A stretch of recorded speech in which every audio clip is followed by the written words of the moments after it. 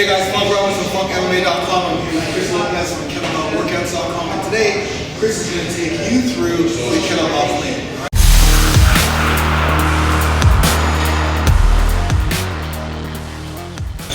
Okay, so if you guys remember back when we did the swing video, I talked about the hinge and how the swing is all about hinging and not about squatting, right? So we want to get this pattern in.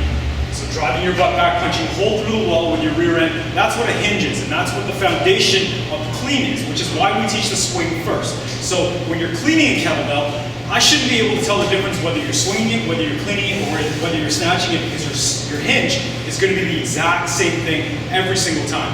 So why is the clean important? The clean is important because the important thing for fighters is to make sure that you guys are able to absorb impact or absorb contact. And so this is teaching you how to stiffen in the right spot and at the right moment so that you can absorb that impact and then retaliate by becoming loose again to be able to throw a punch and be able to move out of the way. So that's why the clean is important. Today we're going to go through the single clean, and then in our next video we'll go through the double clean. Now the important thing to remember with the clean is that you are moving around the bell. You want to be proactive with the bell. You don't want the bell to control you.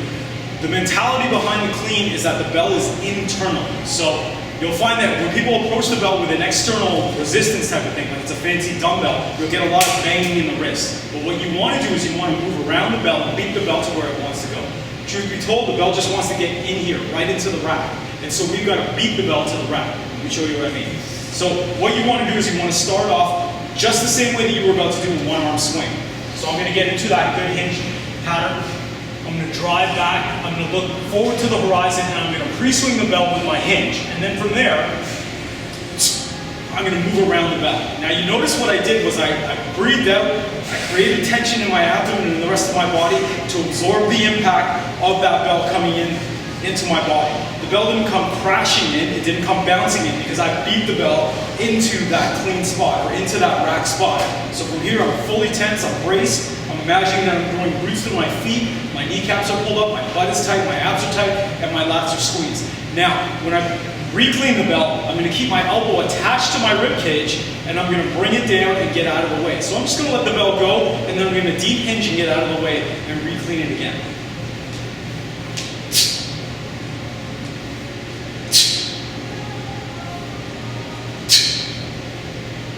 So you'll notice that I'm moving nice and smoothly around the bell. That elbow was attached to the rib cage.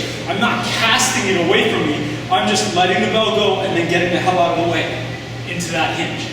So that's the one thing that you want to remember. Remember that that hinge, so this motion here, is going to be the same if I'm swinging my kettlebells, if I'm snatching my kettlebells, or in this exercise, if I'm cleaning my kettlebell. You want to make sure that when you clean that kettlebell and get it into the rack, you're tensing up as if you're about to take a punch, and then you're going to relax and let it through, and then tense up again. So it's always about being able to anticipate and absorb that impact and absorb that force, and then being able to retaliate after, becoming loose again, and then absorbing that impact. So hopefully that helps out. We're going to talk about the double kettlebell clean in the next video, and that's an awesome, awesome exercise. It's really unassuming, and it's great for building upper body armor, which will be up here so that you can, again, absorb impact and take that force.